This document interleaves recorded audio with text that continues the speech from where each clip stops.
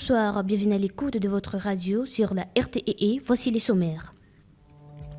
La région du Nord Kivu est désormais couverte par un nouveau média au service de la communauté.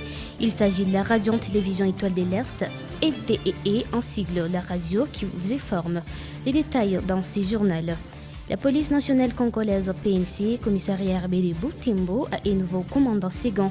Il s'agit du commissaire supérieur Kambale Kahuka Jabosko, qui a été présenté à la presse ce lundi 16 mars par les commandants ville. Semaine de la lutte contre le cancer, le docteur Justine Vouma donne plusieurs actifs pour se prévenir contre cette pathologie à suivre dans ces radiojournal. Interdiction de circulation de nos véhicules sur toute l'étendue de la province des Lignons. L'Union de propriétaires de véhicules réagit et appelle le gouvernement du Nord Kivu à mettre en place les mesures d'accompagnement pour éviter la flambée des prix sur le marché. Madame, Messieurs, c'est tout pour les titres. Angèle Kawouya sur moi. Les détails ici dans quelques instants.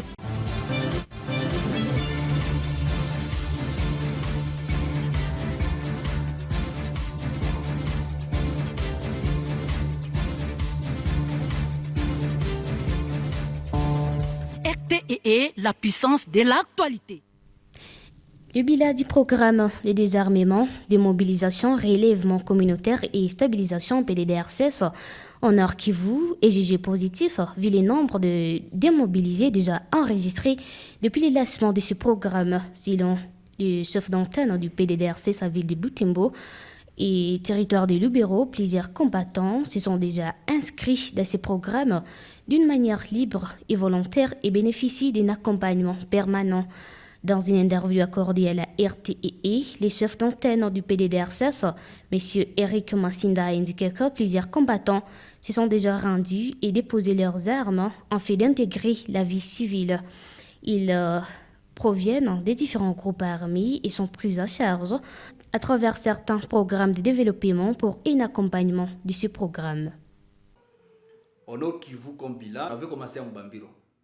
C'était en 2023. Et en Mbambiro, nous avions plus de 1500 rendus qui, avant l'entrée de 2023, ils avaient reçu leur carte pour la mobilisation, c'est-à-dire ils étaient démobilisés. Et vu la guerre et les agresseurs menaçaient la cité de Sake, et le programme avait jugé mieux de les libérer et de retourner dans leurs communautés respectives.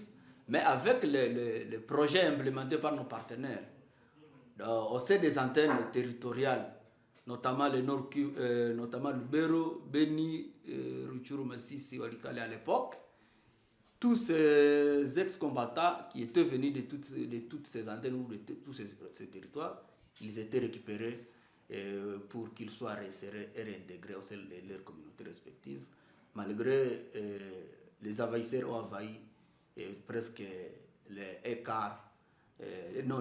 deux tiers de la province du Nord Kivu.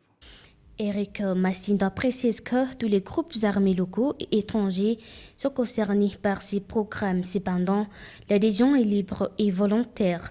C'est ici qu'il appelle la population à s'approprier les programmes PDDRCS pour la sécurité et le développement de notre province. Vous l'écoutez dans ses propos. Le PDDRCS a des cibles. Le premier cible sont les groupes armés nationaux, c'est-à-dire des groupes congolais. La deuxième cible ou la seconde sont les groupes armés étrangers, notamment les ADF, les MTN, par défaut aussi les FDLR. Donc, tout groupe armé. Parce que la finalité de tous ces groupes armés, c'est le PDDRCS. Donc, il n'y a pas de critères. Même les 23. Et c'est ce que dit d'ailleurs. Ce qu'il faut savoir pour le PDDRCS, le PDDRCS procède par un désarmement civil et volontaire.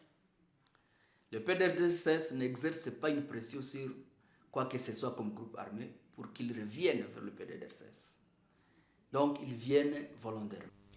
Soulignons que le Nord Kivu regorge plusieurs groupes armés locaux, dont certains sont regroupés dans une synergie de Ouazalendo, d'autres sont en errance, ainsi que les groupes armés étrangers, notamment les ADF et les M23. Tous ceux-ci sont appelés à déposer les armes et bénéficier des avantages du programme PDDRCS à toute sécurité.